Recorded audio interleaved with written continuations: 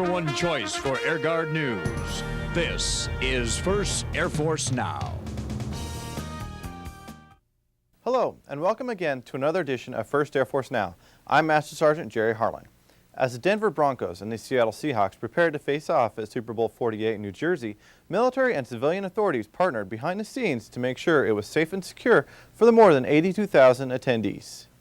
As the Denver Broncos and the Seattle Seahawks prepared to face off at Super Bowl 48 at New Jersey's MetLife Stadium in East Rutherford, military and civilian authorities partnered behind the scenes to make sure it was safe and secure for the more than 82,000 attendees.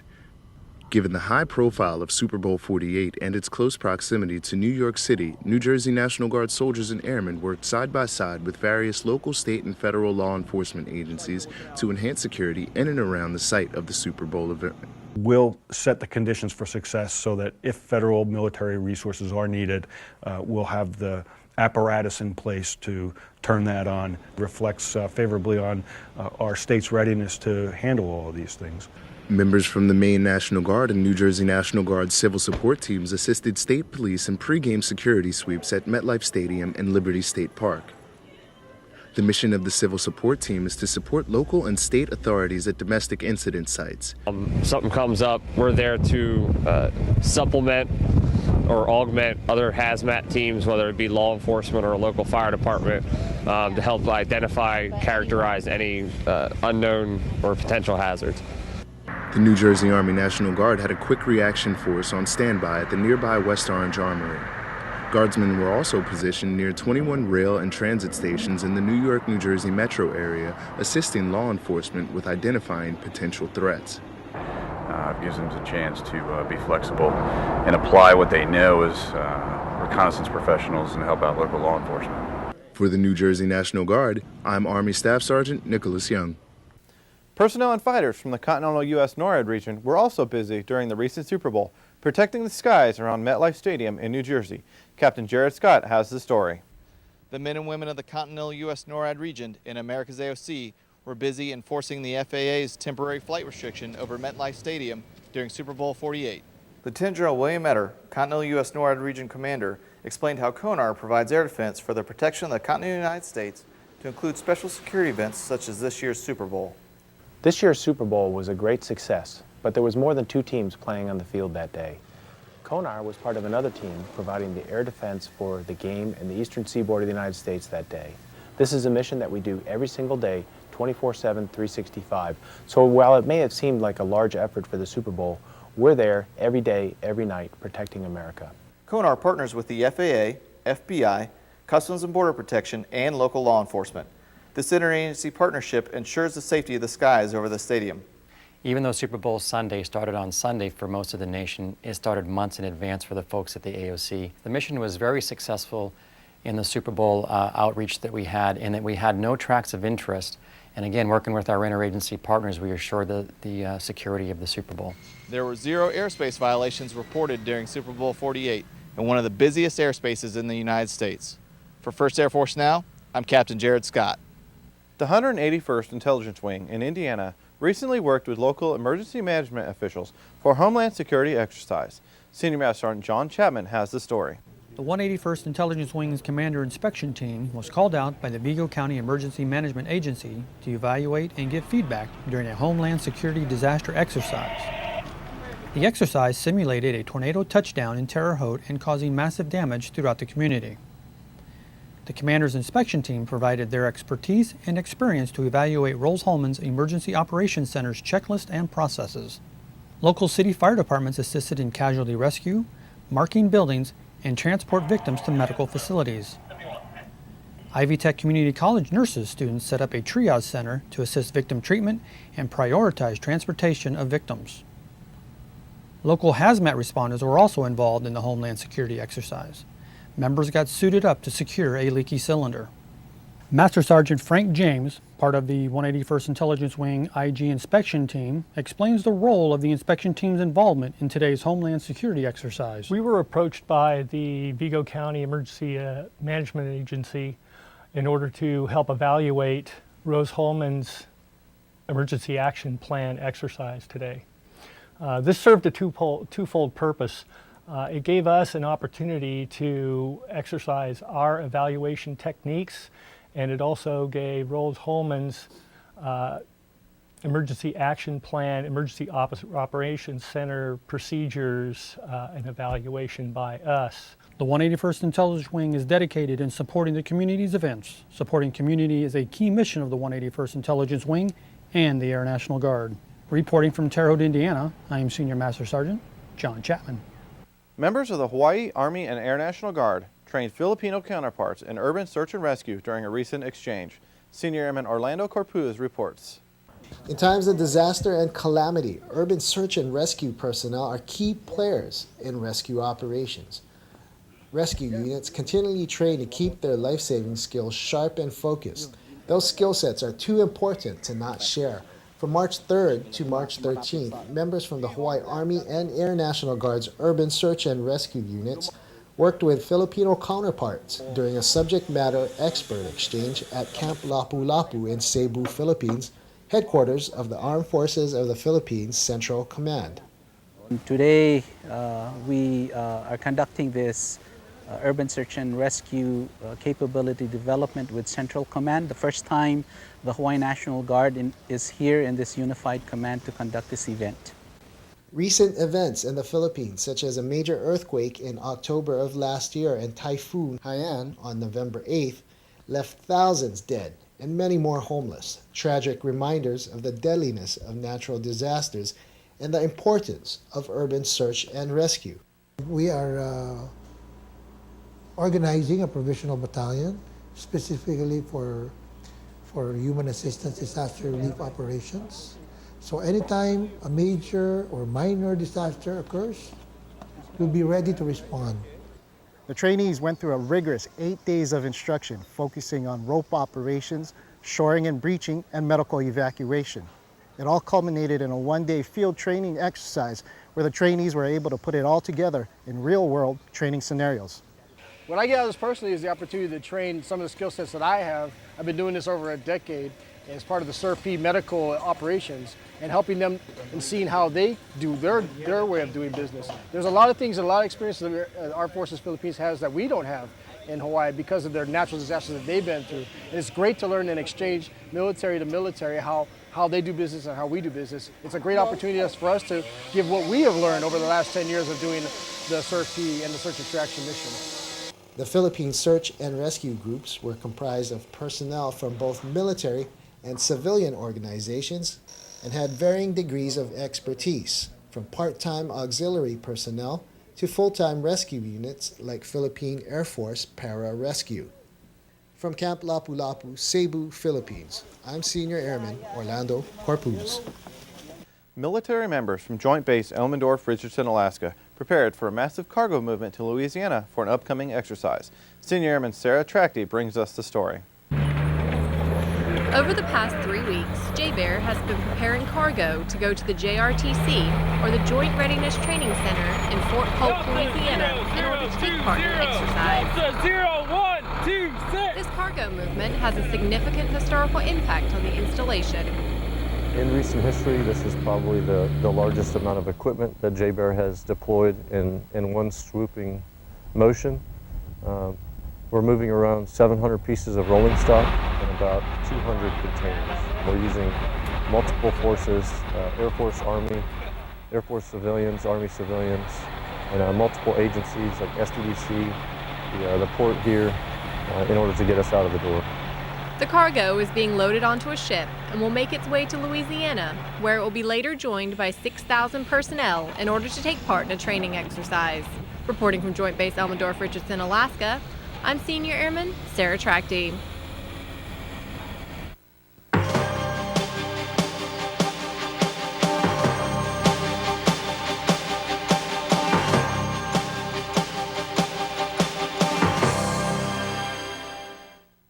As a member of the 177th Fighter Wing, you don't have to be a pilot to fly in the Air National Guard.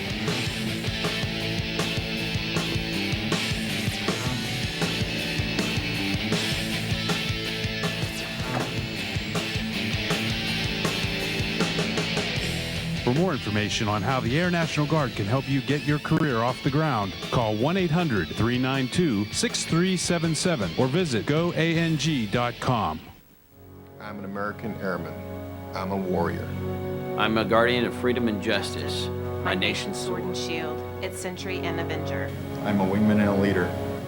I will never leave an airman behind. I will never falter, and I will not fail. I am an American airman.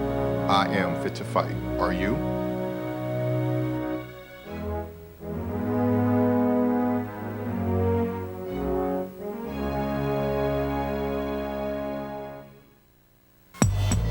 Alexis Maxfield, Crew Chief. Charlie Post, Services. Lynn McKinney, Weapons Loader. William Hafley, Security Forces. Ron Goodall, Human Resources. James Cornett, Fighter Pilot.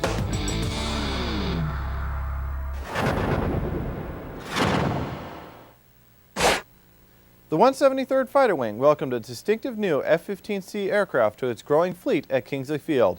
Master Sergeant Jennifer Shira has the story.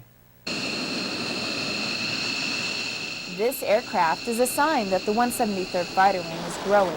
And this is unusual because the DoD and Air Force budgets are being slashed. The reason? More F-15C pilots are needed to continue America's air superiority. And the 173rd has a proven track record for producing Air Force pilots effectively and efficiently. In return for that, they need more aircraft and personnel to be assigned to Kingsley Field. Of course, the Air Force would like to see us increase our pilot production if we could.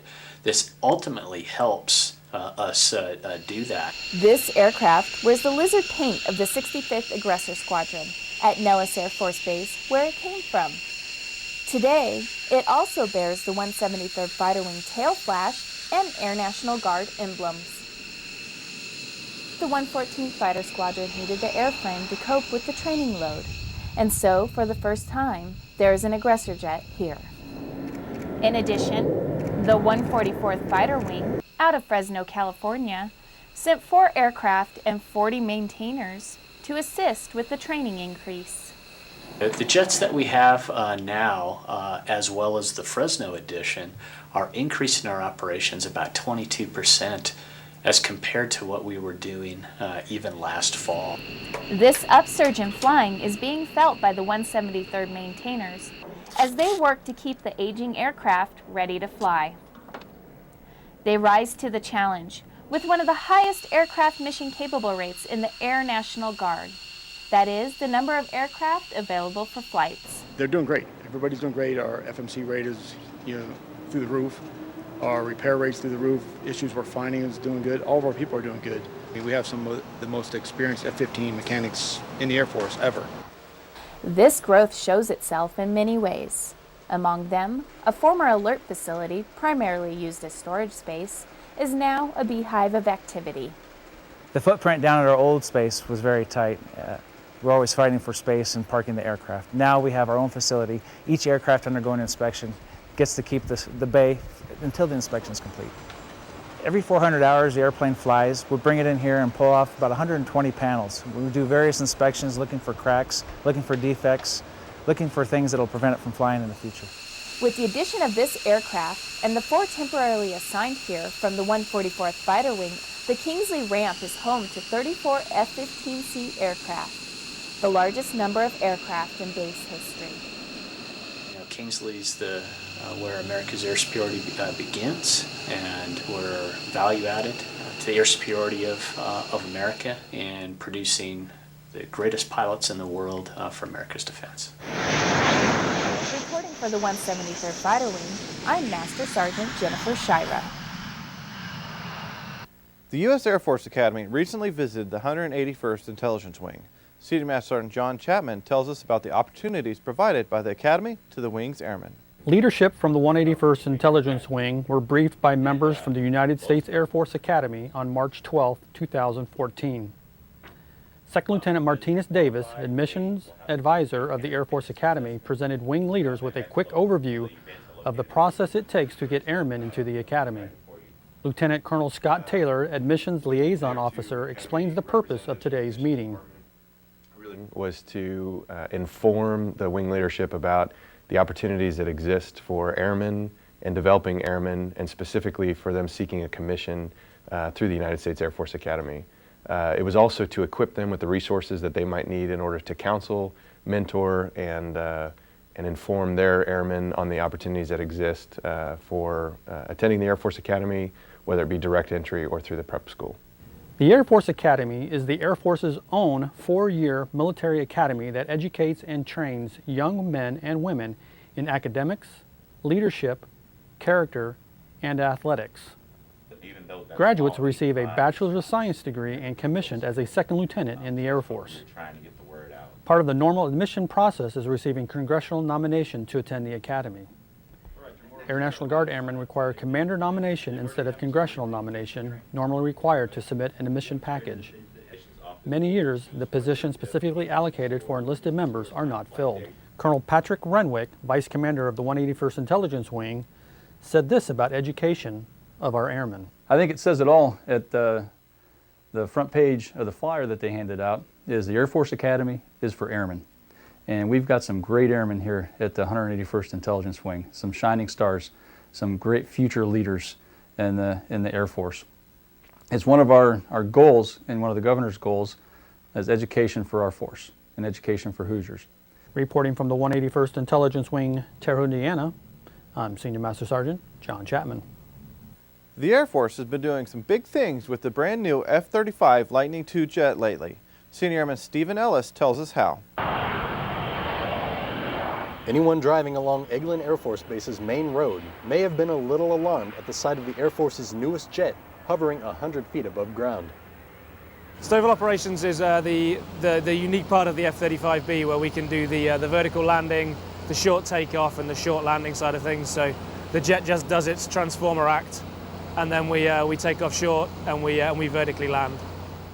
While short takeoff and vertical landing, or STOVL, isn't new in the way of aviation, it does replace the void left by the retirement of the Royal Air Force's Harrier jet, also capable of STOVL operations. This was the first STOVL flight performed by a member of the British Armed Forces. There's a huge difference in that whoever designed this thing was obviously 40 years further on than the person that designed the Harrier, and technology has increased so much more that this is leaps and bounds easier than the Harrier. Squadron Leader Nichols and other members of the Royal Air Force joined in a co-op training mission with the U.S. Marine Fighter Attack Training Squadron 501 at the 33rd Fighter Wing at Eglin. The purpose is that we both fly the same aircraft, so the Brits bought the F-35B and the USMC bought the F-35B as well. So in that the Brit program is a little bit less mature than the US Marine Corps program, we decided to embed with those guys and at least start our training with them before we go autonomous in a few years' time. In total, the United States Air Force, Navy, and Marine Corps, as well as members of the United Kingdom and the Netherlands, all train under the 33rd Fighter Wing at Eglin, with a total of 41 F-35s, the largest inventory in the world so far. Reporting from Eglin Air Force Base, I'm Senior Airman Stephen Ellis. Airmen stay mission ready by participating in exercises. Airman First Class Jared Vickers shows us how the 384th Air Refueling members responded when the base practiced tornado strike response.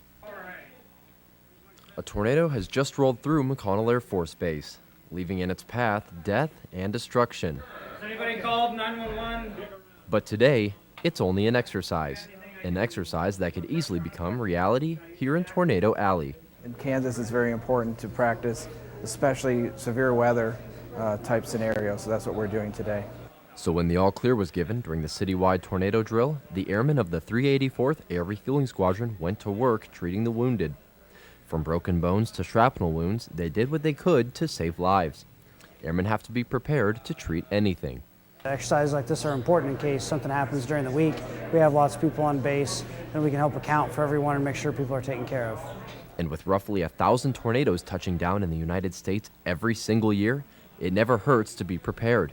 I thought my training prepared me pretty well as the experience of doing this several times at my other bases. With the self-aid buddy care done, the first responders arrive on the scene and take charge. It's all designed so that McConnell Airmen know what to do if and when a tornado strikes. Like I said, there's a high probability of severe storms and tornadoes around here. We need to be able to make sure we can assess the damage and the injured and get the base back on mission ready as quickly as possible. Mission ready, no matter what Mother Nature throws their way. Airman First Class Jared Vickers, McConnell Air Force Base, Kansas.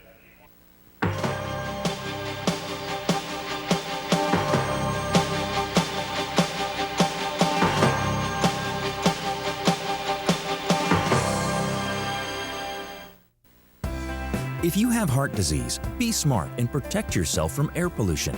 Air pollution can trigger heart attacks, strokes, and make existing heart conditions worse.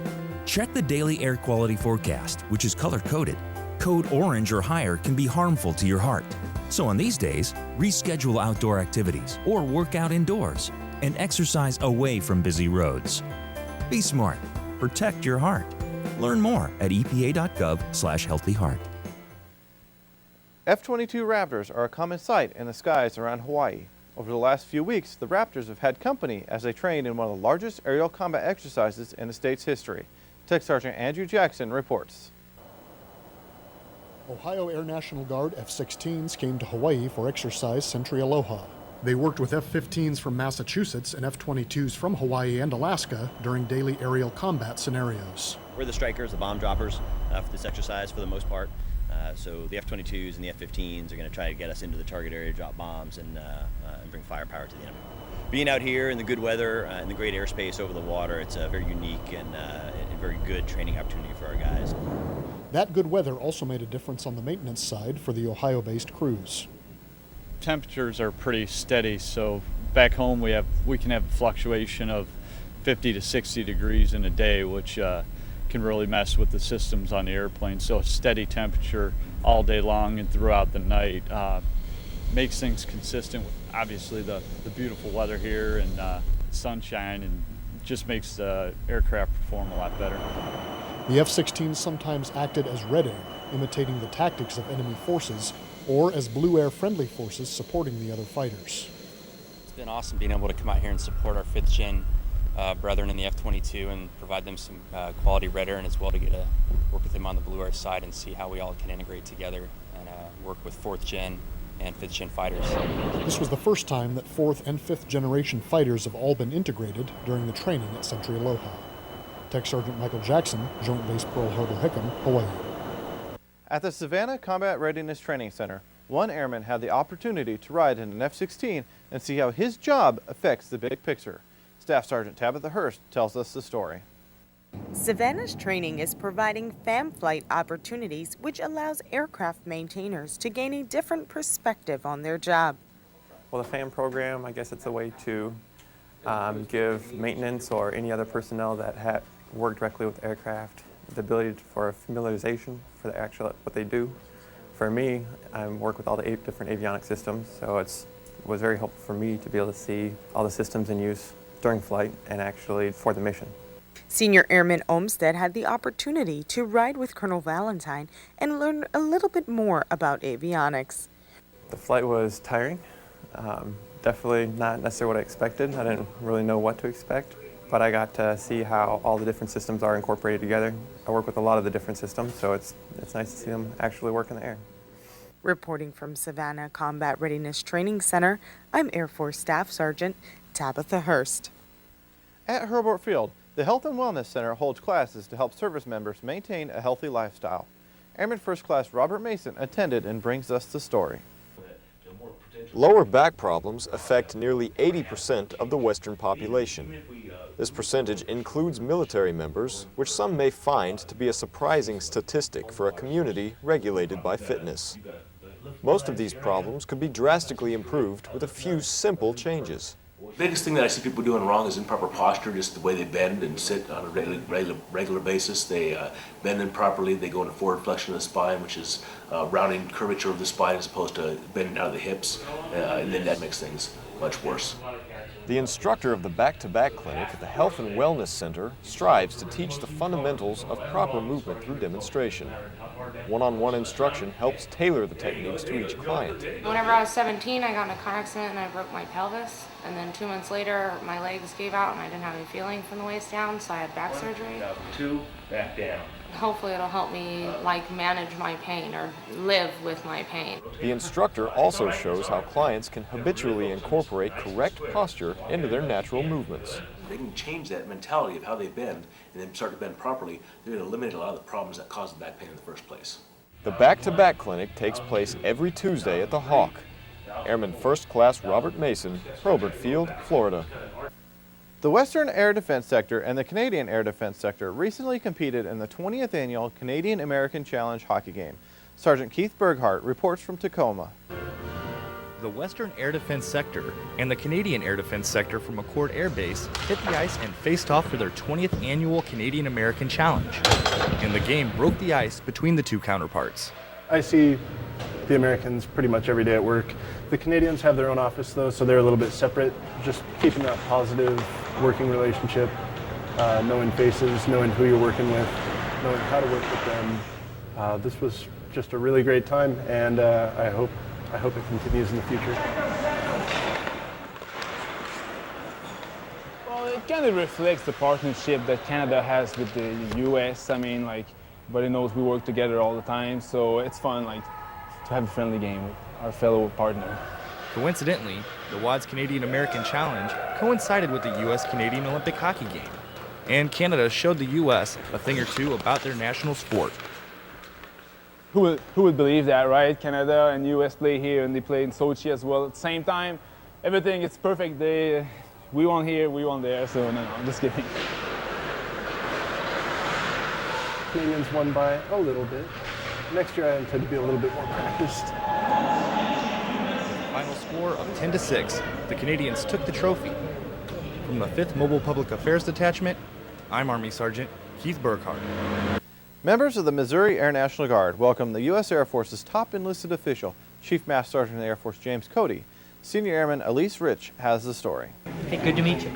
Members of the Missouri Air National Guard's 131st Bomb Wing and the active duty 509th Bomb Wing have welcomed the U.S. Air Force's top enlisted official. Chief Master Sergeant of the Air Force James Cody visited Whiteman Air Force Base and saw B-2 operations and readiness support missions firsthand.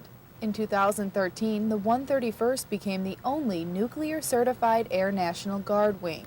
Chief Cody applauded both the 131st and their 509th active duty peers for being the benchmark of total force integration. We're one Air Force, and everything we do as an Air Force we do together, and it's what makes us great. And I look at each and every one of you, and I look at a capability. I really do. I look at a capability that has proven itself time and time and time again. The road to integration was not easy. In 2008, members of the 131st began the 200-mile move from Lambert Field in St. Louis to Whiteman Air Force Base. The move challenged both guardsmen and active duty members to work as a team. The more you're segregated physically from your counterparts, the less likely they are to think of you and to include you. I think the more you can be face-to-face with them in their office, talking with them about problems and showing up to their meetings, the more you do that, the quicker they fold you into the mix. Chief Cody said the specific mission drives the integration of the Guard, Reserve, and active duty components. You do it because it makes sense based on the mission that you're doing and the capabilities that each of those components bring together. If they can complement each other and work with each other, you absolutely do it. But you don't do it just to say you've done it. Chief Cody said in today's Air Force, it doesn't matter whether an airman comes from the Guard, Reserve, or active duty. What matters is how each airman does their job. Senior Airman Elise Rich, Whiteman Air Force Base, Missouri. I'm Master Sergeant Jerry Harlan, and that wraps up another edition of First Air Force Now. To help us tell your story, contact the First Air Force News Director. And to all the men and women who are making sacrifices at home and abroad, thanks. We'll see you again soon with another edition of First Air Force Now.